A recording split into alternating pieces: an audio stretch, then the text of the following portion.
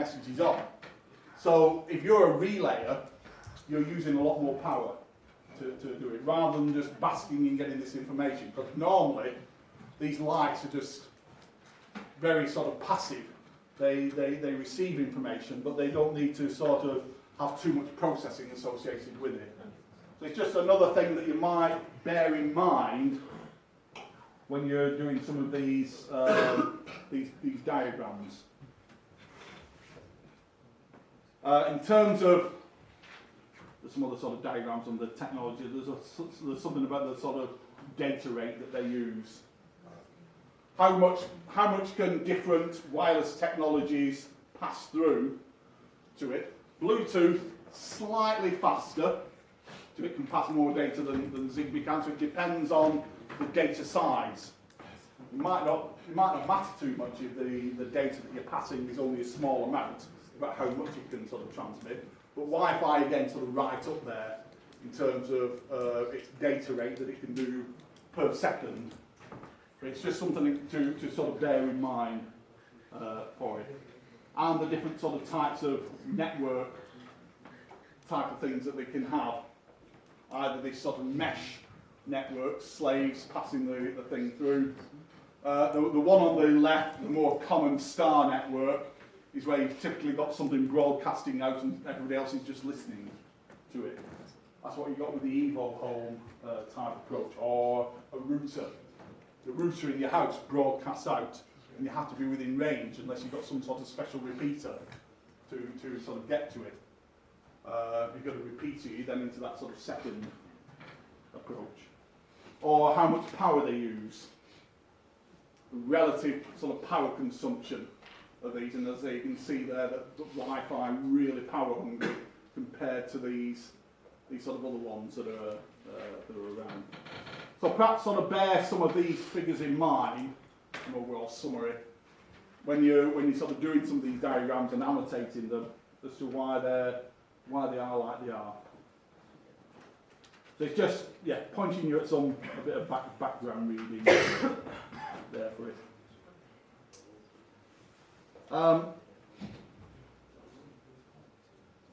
Final session today. Final session of really that I'm going to talk about in the IoT set is a bit of a sort of summary, really. Again, not necessarily something that's to do with the assignment, and almost certainly I won't get through the whole sort of set of these. But it's what are the sort of current issues that are facing people developing these Internet of Things? What are the current sort of real problems that people have to address if you're sort of developing them, and how might you go about solving it? Now, I'll point out a few in there. What are the main issues facing us and how do you sort of solve them? There's about 9 or 10 put together in here, so I'll go through whichever ones I can and have a look through some of the other ones at your leisure for this. They're falling into here. These are the main problems that people have identified that are currently affecting the Internet of Things. One is the device naming and general organisation of them for the sheer number of devices that we've got. The communication method that they use.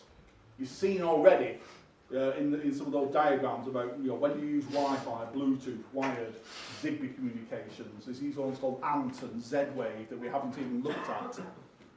Google are pushing out their own protocol as well. So a lot of device communication methods. How do you actually track devices? Device tracking is a big sort of problem going on. Or performance measurement and security about all these billions of connected things. And what's coming up for IoT. These are sort of nice things as well, actually, for anybody who's perhaps going out for take a job interview involving Internet of Things. People are often sort of wanting to know, well, what should we be worried about? Where you're at, or you can then sort of use them as pointers to say, what does your company do about this? Shows a bit of thinking on your side about when you're in that interview sort of situation. The device naming and organisation.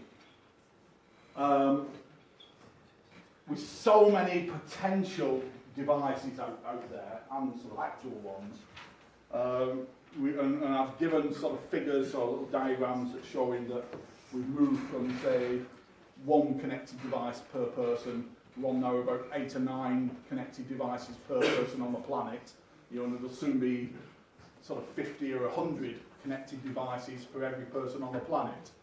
With so many potential devices, how are you going to structure them to make them findable, to sort of get to it? Now, we already have a way, but we need a way that's interoperable so that everybody agrees it. We already agree on one thing of locating computers. Anybody suggest how we locate a computer? If you just wanted, say, a host that's over in another country somewhere, how do you find it? Somebody might have mentioned it there. The domain name system. So you might ask for bbc.co.uk or 104.94.255.61, the IP4 version, or the IP6, where you add extra ones in this.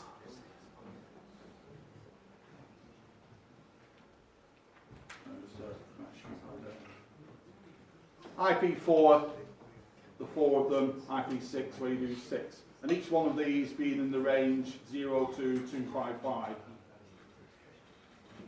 But that gives a certain physical limit. The IP4, they've had to move over onto IP6 just because there wasn't enough physical addresses. That's like a telephone number. How many telephone numbers do you need to represent everybody in the world? Well, you'd think everybody in the world, whatever it is, 6 billion. That should be enough. Or say there's 7 billion people in the world. 7 billion. 7, 1, 2, 3, 1, 2, 3. Surely, then if there's 7 billion people, then even if they're up to 9 billion, then 1, 2, 3, 4, 5, 6, 7, 8, 9, 10 digits should be enough for everybody in the world to have a unique telephone number. The problem is that we've put our telephone numbers in particular categories, and we have things that indicate the area code, things that indicate the country, and stuff like that inside it. So 10 digits turns out to be not enough.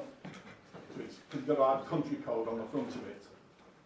We started to get away maybe with mobile phones, because mobile phones don't tell you anything about location. They're just an 11-digit number there to get it. But theoretically, 10 digits should have been enough. Doesn't account for people having 2 or 3 phones though. And theoretically, IP4 should be enough for every device in the world, but it's not, it turns out. So they've got on to IP6, which has vastly increased it to get around there. However, not quite the sort of solution. There is that thing that's available. We could give every single device an IP address. So every time you generate, every time you create a new device, a new little flick button, a new hue hub, a new hue light bulb, every one of them gets a new unique IP address. Be a bit of a thing to sort of organise, but the good thing is it's an agreed standard. Everybody understands IP addressing. The whole internet world sort of moves around it, so it's interoperable. So currently, there's no overall framework how to recognise identities. DNS has been tried and tested and does work. It's just as good as naming a refrigerator as it is, say, a Linux server somewhere. It's just as good as naming a computer isolated as a server as it is for a flick button or for a hue light bulb to it. So using DNS means you don't actually create a new namespace for naming devices. Why not use the existing one and work on years of industry experience from it? Trouble is, it's not always that secure. And it doesn't tell you certain things as well. It has been a target for hackers on things like the domain name servers that point out where they are.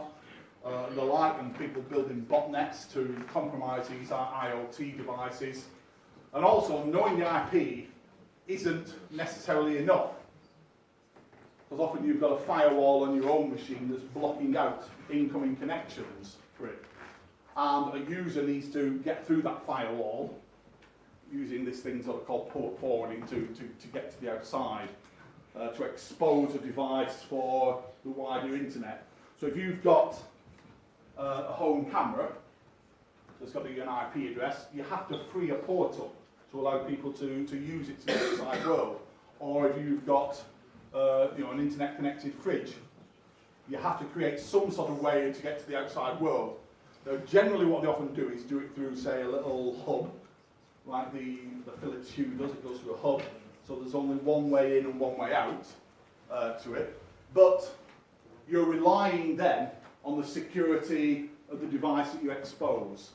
Whoever's, that camera's security, because it can now get access to the outside world, you're relying on that camera manufacturer to give you the security, or the router one, or the hub, whatever. And these sorts of things have gone sort of bad in the past. I think just last year there was this Mirai botnet, whatever, that identified about 500,000